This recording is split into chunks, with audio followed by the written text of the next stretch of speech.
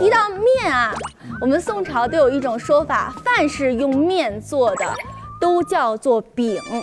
所以大家看到，那这个呢是用油炸的，就叫做油饼。哇，这个呢是不是有点像烤了一样的？